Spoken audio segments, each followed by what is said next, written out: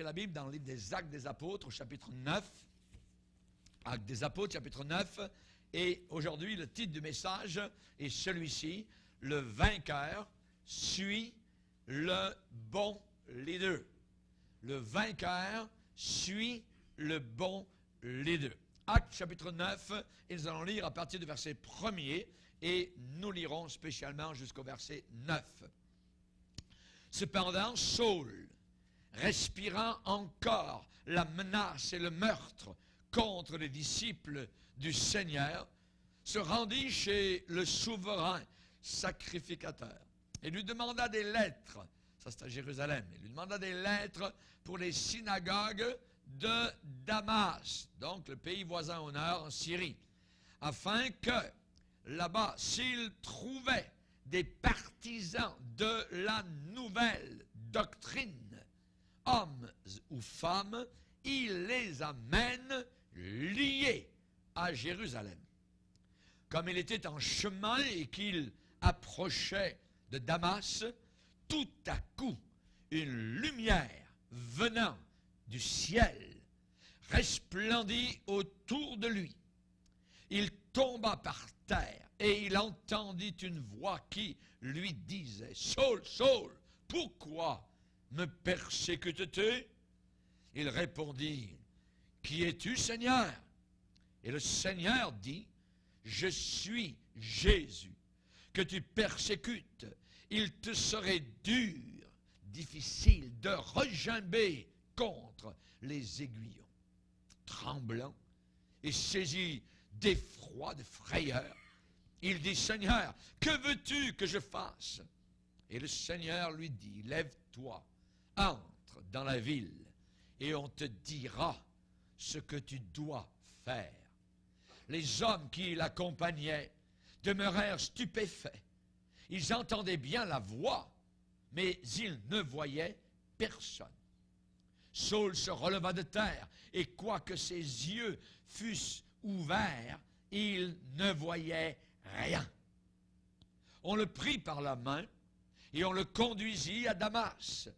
Il resta 3 jours sans voir, et il ne mangea ni ne but. Amen. Seigneur, te bénissons, car tu es le grand Dieu vivant. Tu es le Jésus qui, du haut des cieux, parle encore à ceux, Seigneur, qui ont besoin du salut, qui ont besoin de la délivrance, qui recherchent la vérité, l'authenticité, la pureté, la bonne doctrine, la bonne Église, le bon pasteur. Nous te demandons, Seigneur Jésus, que l'Esprit ce matin conduise nos pas dans les voies droites du Seigneur. Nous prions spécialement pour ceux qui aujourd'hui se trouveraient dans un fiel amer, dans des difficultés terribles, dans un péché horrible. Nous te demandons, Seigneur, nous te prions spécialement de toucher ceux qui sont égarés par les autres, qui ont besoin de direction, qui ont besoin de soutien, de consolation, d'équilibre dans leur vie personnelle. Te demandons, Seigneur, que nous puissions t'obéir, car l'obéissance vaut mieux que les sacrifices. Et la désobéissance est exactement aussi pire que l'occultisme. Nous te demandons, Seigneur Jésus, que nous puissions te servir de mieux en mieux dans la soumission de nos cœurs, dans la soumission de nos yeux, de nos oreilles, de nos pensées. Nous te demandons toutes ces choses dans le nom puissant de Christ Jésus, le Sauveur du monde. Amen. Et tout le peuple dit Amen. Alléluia. Gloire à Dieu. Vous pouvez vous asseoir, frères et sœurs. Alléluia. Gloire à Dieu. Le vainqueur suit le leader. Vous savez, il y a des personnes qui très facilement aujourd'hui, vous le voyez presque tous les jours, des personnes qui excusent les délinquances des hommes. Des personnes qui trouvent toujours une excuse à un méfait, qui trouvent une excuse parce que monsieur a tué, parce que monsieur a volé, parce que monsieur prend de la drogue, parce que monsieur fait ceci ou cela, voyez, ou madame. Il y a ceux qui excusent les délinquances des hommes.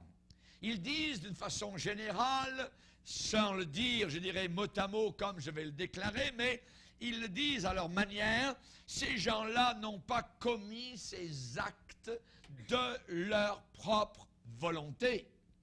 Ces gens-là n'ont pas commis ces actes avec leur approbation personnelle. Non, ces mauvaises actions, ces délinquances, ces méfaits ont été faits, ils les ont faits à cause des pressions extérieures. Sur ce terrain-là, chers amis, toute transgression, tout péché peut avoir une bonne excuse. N'importe quel péché peut avoir une très très bonne excuse. C'est déjà arrivé dans la Genèse avec Adam. Vous vous rappelez qu'il a mis le blâme sur son épouse, sur sa femme. Il a mis le blâme sur Ève. C'est pas moi, c'est elle. On connaît Ève qui a mis le blâme, non, je dirais, sur Adam ou elle-même. Elle a mis le blâme, elle, sur le diable. C'est le serpent. C'est pas moi, c'est pas ma faute. Lorsque Josué a fait venir les tribus, et de telle tribu, tel homme qui s'appelait Akan, il lui a dit, dis ce que tu as fait. Et l'homme a dit, c'est pas vraiment ma faute, j'ai trouvé ce manteau dans Jéricho pendant la victoire, et ce beau manteau de Seigneur m'a tellement attiré que je l'ai pris, je l'ai vu, il était tellement merveilleux, et je l'ai amené dans ma tente, et je l'ai caché. Il est là, sous ma tente. Il n'a pas mis le blâme sur lui-même. Il a mis le blâme, évidemment, donc, à cause que le manteau, c'est le manteau qui était beau, c'était ceci et c'était cela. La Bible déclare, dans la parole de Dieu, que les gens sont inexcusables. Vous vous rendez compte? Inexcusables. Le mot est bien là dans la parole de Dieu. Ils sont donc inexcusables. Ça veut dire sans aucune excuse. Puisque la raison, c'est qu'ils ont connu Dieu, ils savent que Dieu existe, et ils ne l'ont pas glorifié. Ils ne l'ont pas glorifié comme Dieu. Ils ne lui ont pas rendu grâce. Ils n'ont pas été reconnaissants. Ils n'ont eu aucune pensée sur Dieu. Mais ils se sont égarés dans leurs pensées. Leur pensée à eux. Et leur pensée à eux est sans intelligence. Et leur cœur a été plongé littéralement dans les ténèbres. Inexcusable. Il n'y a personne là-haut dans le ciel qui aura des excuses à présenter au grand Dieu El Shaddai, le Dieu trinitaire. Personne. Vous connaissez l'histoire dans Matthieu chapitre 22, où Jésus a raconté que le royaume de Dieu serait semblable à un roi qui a fait des noces pour son fils. Et il a envoyé des serviteurs, vous savez, pour venir, ainsi de suite. Et finalement, certains sont venus, d'autres ne sont pas venus, ainsi de suite. Et finalement, les noces étaient prêtes. Les conviés, pour la plupart, n'en étaient pas dignes. Et le roi a dit, allez par les carrefours, appelez aux noces tout ce que vous trouverez. Et finalement, la salle a été pleine de convives. Et le roi est entré pour voir ceux qui étaient là dans la salle des noces. Et il a vu un homme qui était là. Il a aperçu un homme qui n'avait pas revêtu un habit de noces. Il n'avait pas l'habit de noces. Il était dans la salle des noces et il n'avait pas l'habit de noces. Et le roi lui dit, mon ami, comment as-tu fait pour entrer ici sans avoir un habit de noces? Et la Bible dit, cet homme eut la bouche fermée. Sans excuse. Cet homme a été pris et jeté dans les ténèbres du dehors. Jésus a dit, il y aura des ténèbres, des grincements de dents et des pleurs. Bouche fermée, inexcusable. Inexcusable. Nous vivons dans un monde qui excuse tout, qui excuse le péché, qui excuse le mal, et même qui met de côté complètement Dieu et l'enfer. Les évolutionnistes, vous savez pourquoi ils ont trouvé cette idée-là d'évolution depuis M. Darwin qui était diabolique?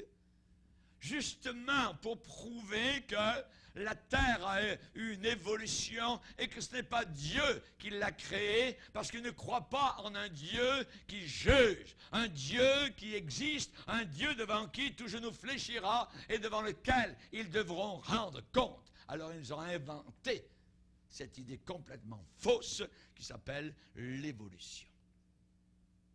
Chers amis, comment le péché s'introduit? Quelle est l'introduction au péché? Avant qu'il y ait péché, il y a tentation. Avant qu'il y ait péché, il y a tentation. Si vous êtes tenté, vous n'êtes pas tombé dans le péché. Mais c'est l'introduction, c'est l'appât, c'est le ver qui est là sur l'hameçon. La tentation. Habituellement, la tentation vient directement, face à face, ou indirectement, généralement au travers des autres, par le biais de quelqu'un d'autre. La vertu, qui est le contraire du péché, va se développer, voyez, d'une autre manière. La vertu va se développer comment? La vertu ne se développera pas s'il n'y a pas de séduction, s'il n'y a pas d'appât pour le mal, s'il n'y a pas d'attrait pour la méchanceté. La vertu ne pourra pas, je dirais, se développer.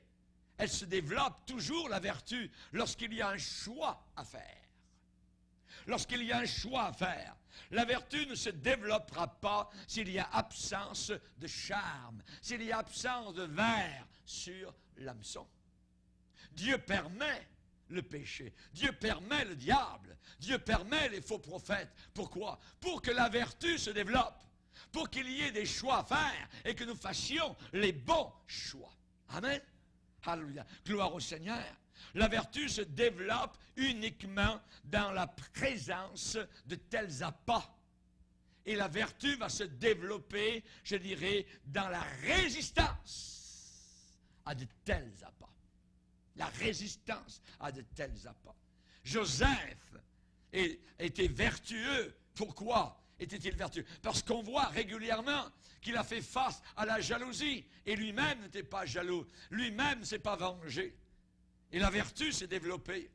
Joseph a été vertueux parce qu'un jour, la femme du patron l'a convoité et a voulu l'amener dans son lit. Et il a résisté à la tentation. Alors, sa vertu s'est développée. La vertu se développe actuellement autour de nous, au travers du marasme, la poubelle, au travers des mensonges, au travers de tout ce que nous vivons. C'est un moment merveilleux pour développer la sagesse et la vertu dans nos cœurs. Noé l'a fait. Noé est appelé un homme vertueux. Par sa génération semble à la nôtre. Il marchait avec Dieu. Enoch, lui aussi dans une génération pourrie, marchait avec le Seigneur. Alors la vertu s'est développée. Les 3 Hébreux qui étaient à Babylone, voilà la vertu qui se développe. Une statue est érigée, une statue en or, et tout le peuple, tout le monde va s'agenouiller, sauf 3 Hébreux vertueux. La vertu se développe tout le temps lorsqu'il y a justement la pourriture, la saleté, le péché, l'appât, le charme, la séduction. C'est là, c'est dans un milieu, dans un temps semblable que la vertu va se développer. La vertu ne se développe pas si tout est beau.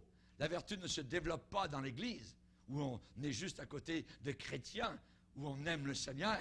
La vertu se développe à l'extérieur. La vertu se développe le lundi. La vertu se développe dans le salon de votre maison, devant la TV. La vertu va se développer lorsqu'il faut résister, lorsqu'il faut fermer le bouton, lorsqu'il faut sortir de ce lieu, lorsqu'il faut passer en vitesse, lorsque vous devez marcher 2 rues à côté pour éviter cet endroit abominable. Ainsi de suite. C'est là que la vertu va se développer. C'est là que la vertu va se développer. Les faux prophètes. Jésus dit, il y aura des faux prophètes. Voyez? Il aurait pu dire, ne vous en faites pas, il n'y aura aucun faux prophète. Je vais vous éviter tout. Je vais vous porter sur les mains, tout ça, vous n'aurez aucun problème. Non, le Seigneur ne veut pas ça. Il veut qu'on soit des enfants forts, qu'on résiste, qu'on discerne. Lisez avec moi spécialement dans Deutéronome chapitre 13.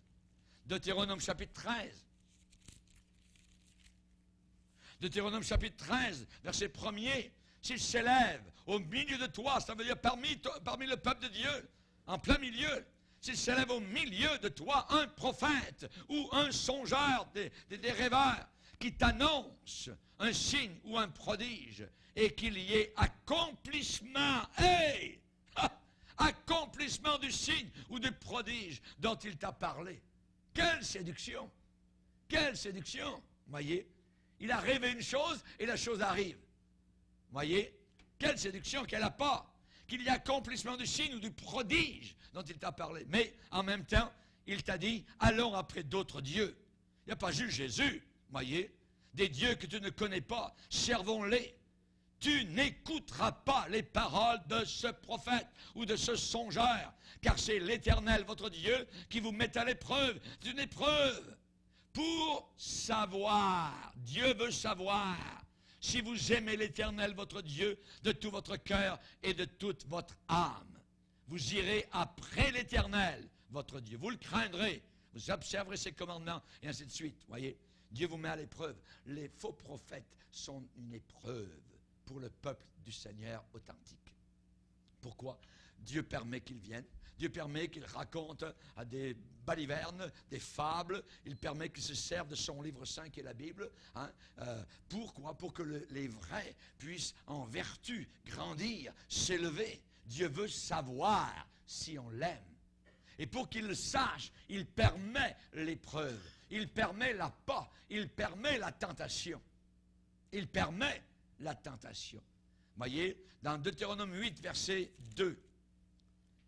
Souviens-toi de tout le chemin que l'Éternel, ton Dieu, t'a fait faire pendant ces 40 ans dans le désert, afin de t'humilier et de t'éprouver, ça veut dire te mettre à l'épreuve, pour savoir. Encore là, Dieu veut savoir, pour savoir quelles étaient les dispositions de ton cœur.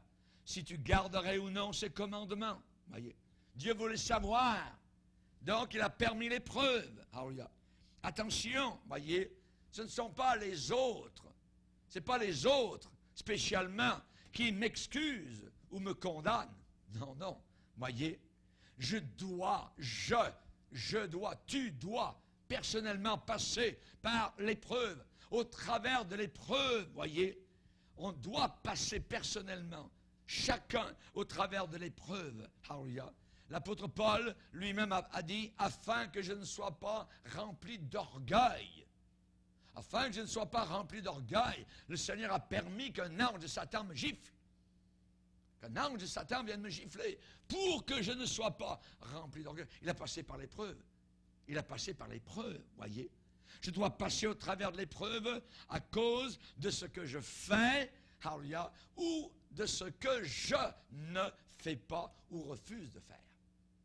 L'épreuve, c'est l'épreuve qui va montrer quelle sorte de calibre, voyez, je suis. Et un temps d'épreuve est devant nous, nous les chrétiens. Parce que de plus en plus, le beau nom de Jésus va être blasphémé, va être ridiculisé totalement. Et c'est là que les vrais chrétiens devront se tenir debout. Ou alors, l'échec, passer à côté, évidemment, de la vertu. Attention, les coutumes des peuples. La Bible dit que les coutumes des peuples sont vanité. Les coutumes, les traditions des peuples sont vanité. Les coutumes ont toujours été douteuses. Il y a toujours eu un caractère équivoque aux coutumes. Voyez, une coutume, quelque chose qu'on a l'habitude de faire par routine, ils vont faire très attention à cela. Voyez, quand c'est juste de la routine, voyez, parce que ça peut amener la contestabilité. J'aimerais vous dire qu'il n'y a pas de nouveaux péchés. Il n'y a pas de nouveaux péchés. Il y a seulement de nouveaux pécheurs. C'est tout. Il n'y a pas de nouveaux péchés. C'est toujours les mêmes. Au travers de tous les siècles, vous remontez aussi loin que vous pouvez remonter. Ça a toujours été les mêmes péchés. Mais chaque génération a amené de nouveaux pécheurs.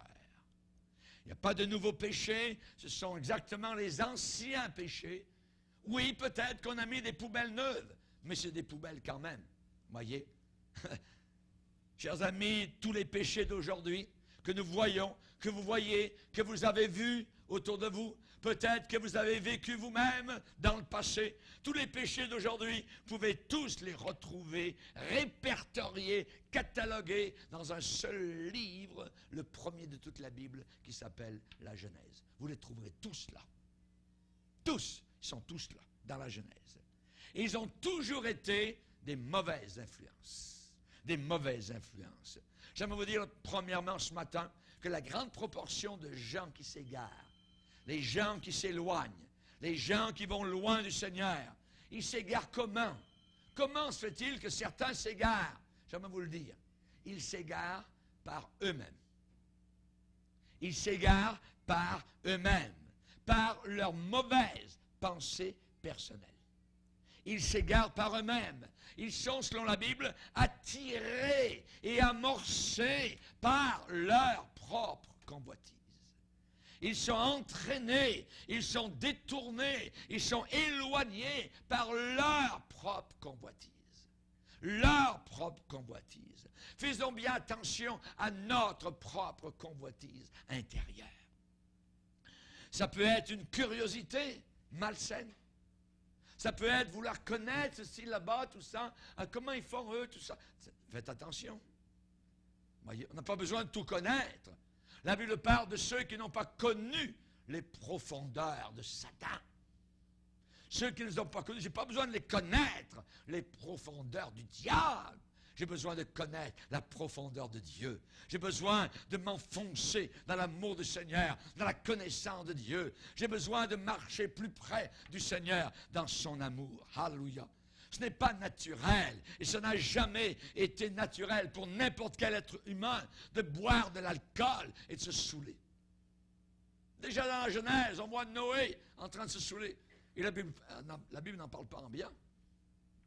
Ça n'a jamais été quelque chose de naturel, de prendre de la dope, de prendre de la drogue, ou d'allumer un bout de tabac et de faire de la fumée, et d'enfumer ses poumons, et qui peuvent amener à toutes sortes de problèmes de santé. Ça n'a jamais été naturel pour n'importe quel homme. Le premier pas pour aller vers l'esclavage, le premier pas, c'est le premier verre. C'est la première allumette qui est allumée au bout de la cigarette. Le premier pas, c'est un désir personnel pour voir ce qui est de l'autre côté. Allez voir ce qui est de l'autre côté et ignorez totalement tous les signes d'avertissement, alors que toutes les sonneries sont en train de s'allumer, alors qu'il y a des alarmes, alors que tout est en train d'avertir. La personne continue à aller vers sa curiosité. C'est très, très dangereux. La parole de Dieu nous parle de ceux qui sont égarés. Ils sont égarés premièrement par leur propre convoitise. Et la Bible déclare, les hommes méchants et imposteurs avanceront toujours plus dans le mal, égarant les autres et égarés eux-mêmes. Ce matin, on parle, le vainqueur suit le bon leader. On parle ce matin de ceux qui s'égarent. On peut être assis dans une église et être égaré, être totalement égaré. Les hommes méchants et imposteurs avanceront toujours plus dans le mal, pas dans le bien, égarant les autres et égarés eux-mêmes. Qu'est-ce que Paul donne comme conseil à Timothée? Toi, demeure dans les choses que tu as apprises et reconnues certaines, sachant de qui tu les as apprises. Dès ton enfance, tu connais les saintes lettres qui peuvent te rendre sage à ce salut par la foi en Jésus-Christ. Alléluia. Qui peuvent te rendre sage. Durant l'année 09, je suis en train de préparer une série de messages sur la sagesse. Sur la sagesse. Au milieu d'un temps de détresse, la sagesse doit se lever puissante. C'est là que la vertu doit se montrer. Lorsque tout est noir, c'est là qu'il est beau de croire à la lumière. Les étoiles ne s'allument que lorsqu'il fait nuit. Et la nuit s'en vient. Et vous qui êtes les étoiles de Dieu, ça va être le temps de briller. Ça va être le temps de vous lever. Ça va être le temps d'être sage. Tu connais les saintes lettres qui peuvent te rendre sage. La parole de Dieu, les saintes lettres. te rendre sage. Ceux qui égarent les autres, les hommes méchants, imposteurs, avanceront toujours plus dans le mal. Vous pensez qu'ils sont très loin dans le mal, qu'ils sont arrivés au bout? Non, ils vont aller encore plus loin que ça. Ils vont aller encore plus loin que ça, bien plus loin que ça. Égarant les autres et égarés eux-mêmes. À toi, l'Éternel, ton Dieu, ne le permet pas. Permet pas quoi? Il va parler d'occultisme, il va parler de divination, il va parler de lecture de lignes de la main, il va parler de toutes sortes de faux prophètes. À toi, l'Éternel, ton Dieu, ne le permet pas. Il ne le veut pas. Pourquoi? Parce qu'il te hait? Parce qu'il ne veut pas que tu saches? Il y a une connaissance qui est très mauvaise. Il y a une connaissance diabolique et il y a une connaissance bénéfique qui est celle de la parole de Dieu. Connaître notre Dieu. La vie éternelle, c'est qu'il te connaisse, toi, le seul vrai Dieu. Alléluia. J'aime vous dire que la plupart des personnes qui sont égarées par les autres se placent eux-mêmes dans ce chemin-là. Ils se placent eux-mêmes. Alléluia. Ce n'est pas les mauvais amis qui les recherchent, c'est eux qui recherchent les mauvais amis. C'est eux qui les recherchent. Ce n'est pas la mauvaise compagnie qui les recherche. Ce sont eux qui recherchent les mauvais compagnons. Ils savent aussi bien que moi qu'il existe un choix à faire. Il y a un choix qui est à faire. Et dans tous les milieux, ça existe. Dans tous les milieux, à tous les niveaux, il faut continuellement choisir. Josué est arrivé devant le peuple de Dieu et leur a dit, choisissez aujourd'hui qui vous voulez servir. Mais moi et ma maison, nous servirons l'Éternel. On a fait notre choix. Alléluia. J'espère que vous avez fait le vôtre aussi. Amen. Que Dieu soit glorifié. Le choix. Je peux choisir. Je peux choisir les fous, les stupides, les goujats, les sales. Je peux choisir la boue. Je peux choisir les sots, les têtes dures, les niaiseux, les bornés, tout ce que vous voulez. Ou bien je peux choisir les hommes intelligents. Je peux choisir les sages. Je peux choisir les nobles. Je peux choisir ceux qui sont habiles. Je peux choisir les zélés. C'est un choix personnel. La Bible dit, veux-tu voir un homme habile dans son travail? Il ne se tient pas auprès des gens obscurs, auprès des gens stupides, auprès des insensés, auprès des têtes dures. Non, il ne se tient pas là. Veux-tu voir un homme habile? Voulons-nous être habiles? Alléluia. Voulons-nous être approuvés du Seigneur? Voulons-nous avoir le sceau d'approbation sur nos vies? Alléluia, de la part du Seigneur. Je peux choisir ce qui est sécuritaire, celui qui est travailleur, celui qui est appliqué, celui qui est assidu, ou bien je peux choisir ce qui est dangereux, je peux choisir le paresseux, je peux choisir le fainéant, je peux choisir de perdre mon temps, je peux choisir vraiment de perdre toute ma vie. Je peux choisir celui qui est vertueux, pieux, ou celui qui est vicieux. Le choix demeure sur mes épaules. La Bible dit, ne vous y trompez pas, les mauvaises compagnies corrompent les bonnes mœurs, les bonnes manières. On peut avoir des bonnes manières et dire, je vais les garder tout le temps. Non, non, non, tu ne les garderas pas tout le temps. Dis-moi qui tu fréquentes, avec qui tu te tiens. Tu te tiens avec des païens, t'aimes les païens, t'aimes leur manière, t'aimes leur joc sale, t'aimes tout ça. Tu es là, tu vas sentir la pourriture. Hier, il y avait mon voisin qui avait sa machine pour ouvrir sa cour avec la neige, vous voyez. Évidemment, lui, on le voyait à peine, vous voyez, il était un homme blanc, vous voyez. Vous ne pouvez pas jouer dans la neige sans avoir de la neige dessus. Et vous ne pouvez pas jouer, je dirais, avec de la boue sans avoir de la boue sur vous. Vous ne pouvez pas jouer dans le fumier sans sentir mauvais. C'est la même chose, c'est la même chose. Ne vous y trompez pas, va dire, faites bien attention, vous voyez. Faites pas d'erreur. Les mauvaises compagnies corrompent les bonnes mœurs. Je suis autant responsable pour mes amis que je choisis que pour la nourriture que je choisis de manger.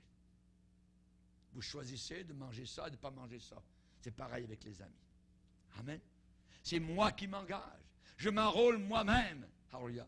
La Bible dit que le soldat s'engage lui-même, si certains veulent s'engager. On ne m'enrôle pas de force, jamais. Celui qui est engagé, il le fait de lui-même. On va lire un passage dans Proverbes, premier chapitre. Proverbes, premier chapitre. La Bible dit au verset 20, verset 10. Proverbe 1, verset 10. Mon fils, si des pécheurs veulent te séduire, des pécheurs veulent te séduire, ne te laisse pas gagner. Ne te laisse pas gagner. S'ils disent, viens avec nous, dressons des embûches, versons du sang, tendons des pièges. Aujourd'hui, on pourrait dire, ayons du fun. Verset 13, nous trouverons toutes sortes de biens précieux. Nous remplirons de butin nos maisons. Tu auras ta part avec nous. Il n'y aura qu'une bourse pour nous tous. Verset 15, la sagesse parle. Mon fils, ne te mets pas en chemin avec eux. Détourne ton pied de leur sentier. Car leurs pieds courent au mal. Ils ont hâte de répandre le sang. Mais en vain jette-t-on le filet devant les yeux de tous qui a des ailes. Avons-nous des ailes? Avons-nous des ailes? Amen. Alléluia. Donc on doit pouvoir s'envoler. Si on voit le filet qui est devant nous, on s'envole. Que Dieu soit béni. Alléluia. Et eux, c'est contre leur propre sang qu'ils dressent des embûches. C'est à leur âme qu'ils tentent des pièges. Rendez compte de la folie? C'est fou de se tendre des pièges à soi-même, se tirer dans les pattes. Vous voyez? Ainsi arrive-t-il à tout homme avide de gain. La cupidité cause la perte de ceux qui s'y livrent. J'aimerais vous dire que le fait même qu'il y a un essai, qu'on essaye d'égarer quelqu'un, qu'on essaye de l'enlever du bon et droit chemin, c'est une forte évidence contre cette personne-là. C'est une évidence très forte. Vous savez, les envoyés du diable, les envoyés du malin, les émissaires du mal savent qui approcher. Ils savent qui approcher avec une grande certitude. Ils savent qui approcher. Ils pressentent de tels candidats qui vont pouvoir séduire, qu'ils vont pouvoir égarer. L'enfer s'est approché dans l'Église. Dans l'Église. De qui s'est-il approché dans l'Église? L'Église primitive. Il s'est approché d'Ananias et de Saphira. Il savait que là, il pourrait les avoir. Il s'est approché de ce couple. Pourquoi? Parce qu'à la base, ils étaient cupides, tous les deux. Tous les deux étaient remplis d'amour d'argent. Évidemment, la cupidité, l'amour de l'argent est la racine de tous les maux, de tous les malheurs. C'est digne de reproche. C'est blâmable. Vous voyez, c'est un blâme. C'est répréhensible. C'est pas un mérite. C'est déméritoire. C'est pas un plus, c'est un moins. Vous voyez? C'est pas positif, c'est négatif. Et nous avons dans la parole de Dieu le conseil où il est dit de ne pas donner à l'adversaire une occasion de médire. De donner au diable une occasion de médire. Le diable cherche la moindre faille, il cherche la moindre occasion, la moindre ouverture, la moindre porte entre-ouverte. Elle n'est pas ouverte, elle est entre-ouverte. Il y a juste un filet de lumière qui passe au travers de la porte. Ça suffit pour lui. Pouf! Il va mettre le pied dans la porte. Il va l'ouvrir d'un coup. Et vous allez être surpris. Comme Ananias ont été surpris.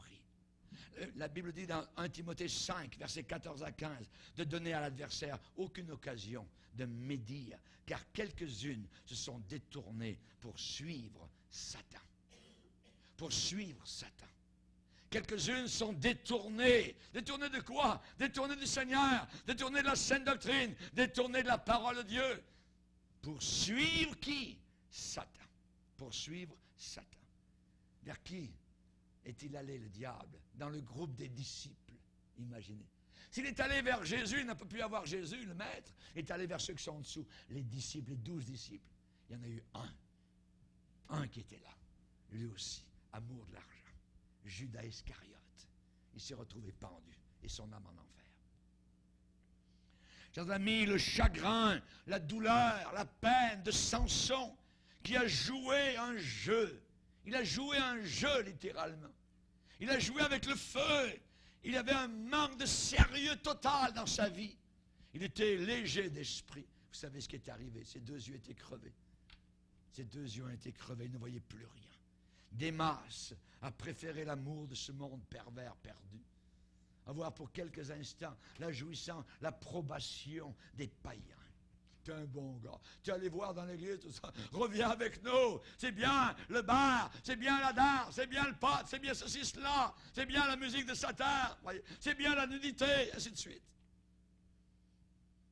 Chers amis, le monde est toujours prêt à vous accueillir les bras ouverts. Tout le temps. Le monde est à la porte. Le diable aussi. Saul, le roi, le premier roi d'Israël, a été une bagatelle pour le diable. Il l'a eu directement parce qu'il désobéissait continuellement à Dieu. Cet homme-là s'est suicidé. C'est vrai qu'il y a des exceptions. C'est vrai que certains ont flirté avec ce qui est méchant, mauvais.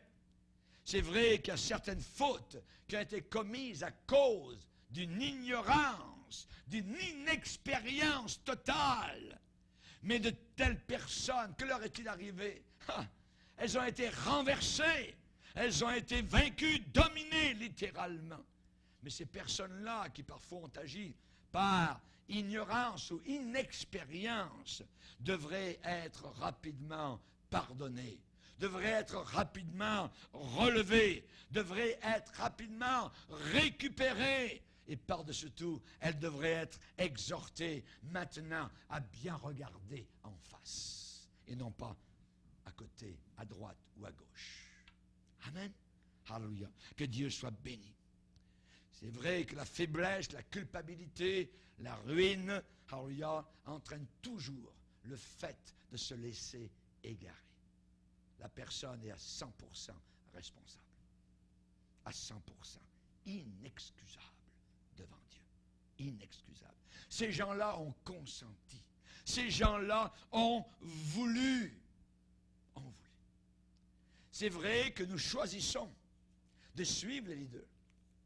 Vous avez choisi de venir à cette église. C'est un choix. Il y en a d'autres sur votre chemin. Mais vous avez choisi de venir ici. Vous choisissez de suivre les leaders que Dieu donne. Et certainement, alléluia, que moi aussi je l'ai fait. Dieu m'a donné des bons leaders. Alléluia. Des bons leaders.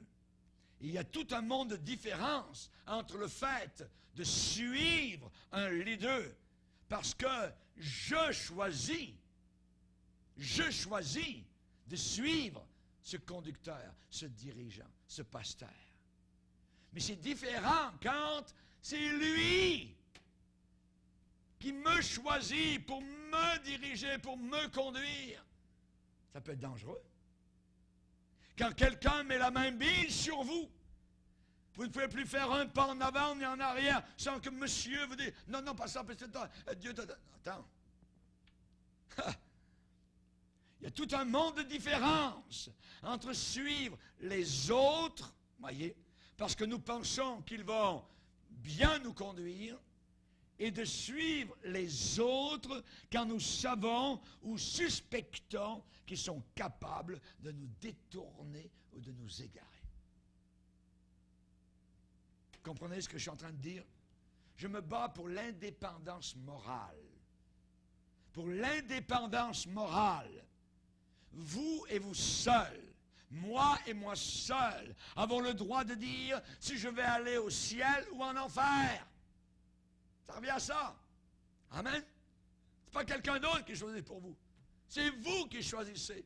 Le ciel ou l'enfer, la vérité ou l'erreur, la demi-vérité ou le mensonge, le faux prophète ou le vrai prophète, le bon pasteur ou le pasteur moderniste d'aujourd'hui qui va vous conduire loin du Seigneur. Cette liberté vous est donnée de la part du Seigneur. Et vous et moi, nous devons nous servir de la puissance qui nous est donnée, la liberté du choix. Nous choisissons. La réussite, le succès dépend de cela. Que ce soit en affaires, en business, que ce soit à l'école, que ce soit dans chaque domaine de notre vie, l'un des plus grands secrets de la réussite personnelle, de l'efficacité personnelle, c'est se rendre nous-mêmes inaccessibles. Inaccessibles à l'influence des autres. Inaccessibles à l'influence des autres, autant et aussi loin que le choix est de notre côté. ne te laisse pas gagner. Ne te laisse pas gagner. Reste sur ton terrain de la liberté personnelle. Amen. Alléluia. Gloire au Seigneur. Et seulement dans cette condition d'inaccessibilité, voyez, morale, je choisis la pureté et non l'impureté. Je choisis la vérité et non le mensonge. Je choisis l'authenticité et non pas l'hypocrisie. Choisir un amour authentique. La Bible dit que l'amour soit sans hypocrisie. Pourquoi? Parce que l'amour peut être hypocrite. Et nous avons besoin, alléluia, d'être toujours inaccessibles à ce qui est mauvais, à ce qui est méchant, à ce qui est faux. Alléluia. Gloire au Seigneur. Et c'est uniquement dans cette condition-là que nous serons et demeurerons en sécurité. Pour ne pas nous laisser détourner de nos plans personnels, de vouloir suivre Dieu de tout notre cœur, de toute notre âme et de toute notre pensée. Amen. Personne ne pourra rire véritablement de votre sérieux. Vous allez obliger les autres à vous respecter. Quand vous-même, vous êtes inaccessible à leur, je dirais, louvoiement, à leurs mensonges, à leurs histoires tordues, ainsi de suite. Même s'ils rient de vous, ils vont être obligés de vous respecter. Et on ne perdra pas courage, même si on est timide. Non, non, non, non. Ou que les gens n'ont plus confiance en nous, ou qu'il y a une méfiance générale vis-à-vis de nous, ça n'a aucune importance. Nous voulons rester inaccessibles à l'erreur, à l'égarement. Toi, demeure dans les choses que tu as apprises et reconnues certaines, sachant de qui tu les as apprises. Il faut rester loyal à nous-mêmes et à notre Seigneur Jésus-Christ. Il ne faut jamais marcher sur notre conscience. C'est Luther qui a dit cela. Devant la diète de Worms, devant les grands de l'Europe, devant le pape, devant Charles Quint, devant un paquet de dignitaires. Je ne peux pas aller contre ma conscience et contre la parole de Dieu. Que Dieu me soit en aide. Il en a subi les conséquences. Amen. Subissons les conséquences. Parce que la conséquence, c'est le ciel au bout du chemin. C'est le paradis dans la gloire. C'est l'applaudissement de la part des anges, des archanges et de toute l'Église qui nous ont précédés et qui ont été fidèles au Seigneur jusqu'à leur sang. Amen. Il faut rester loyal à notre Seigneur Jésus-Christ. Il faut rester vrai envers nous-mêmes et envers le Seigneur Jésus-Christ. Parce que tu as gardé ma parole, a dit le Seigneur à l'église de Philadelphie, à ces chrétiens qui étaient petits. Parce que tu as gardé ma parole, je te garderai aussi à l'heure de la tentation qui vient sur le monde entier. Cette heure de tentation, voyez, est une heure terrible qui amène au péché. La tentation, je l'ai dit au début, c'est l'appât sur l'hameçon. C'est le ver sur l'hameçon. C'est une heure terrible dans laquelle nous sommes en train de vivre. Mais nous serons gardés, nous serons protégés, nous serons même un jour enlevés en dehors de cette heure terrible. Merci Seigneur. Celui qui persévérera jusqu'à la fin. Pourquoi a-t-il dit la persévérance? Parce que la persévérance va devenir un élément moteur de l'Église chrétienne à la fin des temps. Juste persévérer, juste se tenir dans la parole du Seigneur, à continuer à avoir bonne conscience. Bonne conscience. Quoi que les autres puissent dire ou faire. Amen.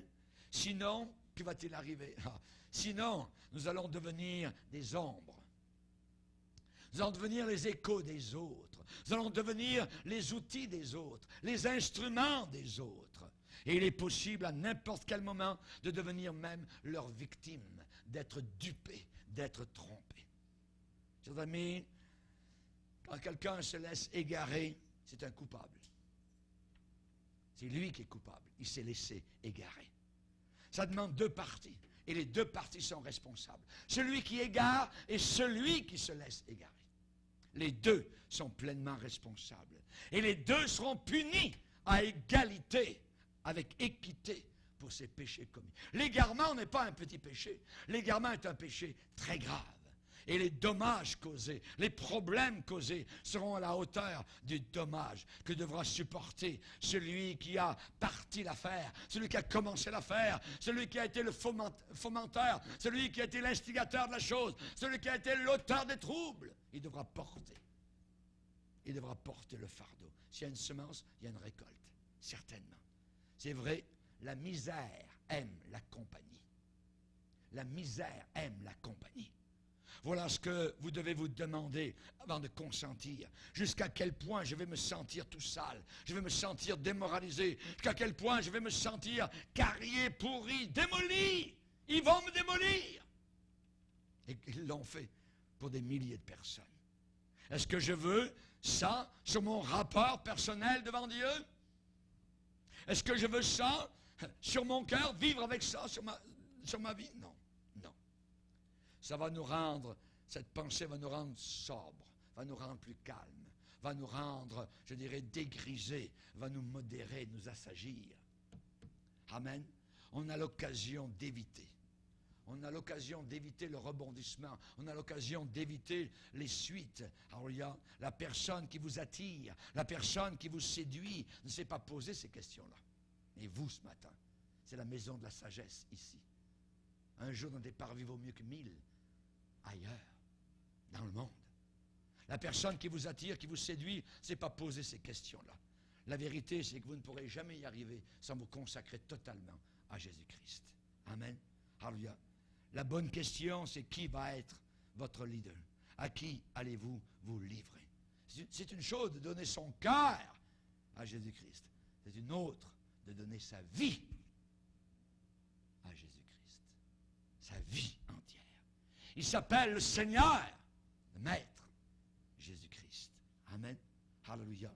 On ne peut pas vivre un style, je dirais, freudien. On ne peut pas vivre une personnalité bipolaire dans l'Église, divisée, et en même temps dire « je suis libre ». Non, non, non, non, non. Cette union, cet amalgame, ce mélange du ciel avec l'enfer ne marchera jamais. Jamais. Vous ne pouvez pas vivre une coexistence pacifique avec Satan. Ça n'existe pas. Quel rapport y a-t-il entre la lumière et les ténèbres? Quel rapport y a-t-il entre Dieu et le diable? Quel accord y a-t-il entre les idoles, alléluia, et les choses de Dieu? Quelle part a le fidèle avec l'infidèle? Quel rapport y a-t-il entre le temple de Dieu et les idoles? Il n'y en a aucun, aucun. 5 questions dans 2 Corinthiens 6, des questions qui n'ont aucun rapport l'une avec l'autre. Jésus a tracé clairement les frontières. Nul ne peut servir 2 maîtres à la fois. Impossible. Amen. Que Dieu soit glorifié. Alléluia. J'aimerais vous parler un peu plus. Le temps me presse. J'aimerais vous donner simplement l'image, alléluia, de ce grand missionnaire, David Livingstone. Lorsque les Noirs sont entrés dans sa hutte, il était en train de prier. Il était à côté de son lit. Ça faisait longtemps, peut-être 1 heure ou 2. Ils ont pensé que le temps était assez long. Ils sont allés sur son épaule et il était mort. Il était mort en priant. Un homme qui était consacré totalement au Seigneur. Il est mort en priant jusqu'au bout. Ses dents se déchaussaient. Alors, son visage était émacié. Il avait perdu beaucoup de poids, les maladies africaines, ainsi de suite. Voilà un homme qui n'avait pas donné son cœur au Seigneur. Il avait donné sa vie entière. Amen. Baissons nos têtes et prions Dieu. Seigneur, nous te bénissons. Et nous t'adorons, Seigneur. Aide-nous à ne jamais nous laisser égarer, Seigneur. Seigneur, nous savons que Satan travaille. Les démons, ses hordes, ses cohortes, Seigneur, sont toujours là aux aguets, Seigneur, comme un loup dans sa tanière, prêt à sauter sur l'imprudent. Nous te demandons, Seigneur Jésus, que nous puissions te servir. Aide-nous à choisir toujours ces choix. Nous te bénissons, Seigneur, quand tu regardes du haut des cieux et tu soutiens ceux dont le cœur est tout entier à toi. Seigneur, aide-nous à faire en sorte que nous puissions avoir un cœur entier, un cœur total, une vie entière consacrée jusqu'au bout. Merci, Père, dans le nom puissant de Jésus-Christ. Amen. Et tout le peuple dit...